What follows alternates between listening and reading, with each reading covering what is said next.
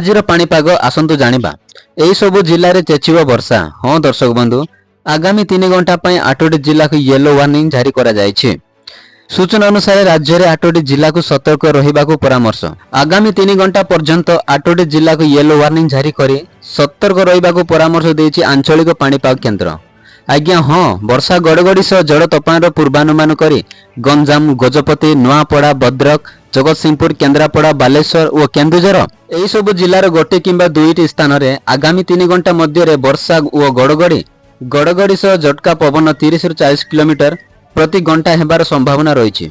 सेहीपरि August 16 तारिख पई मध्य कोरापुट और मालकानगिरी जिला को ऑरेंज वार्निंग जारी करी सतर्क करिछि पाणीपाग केन्द्र।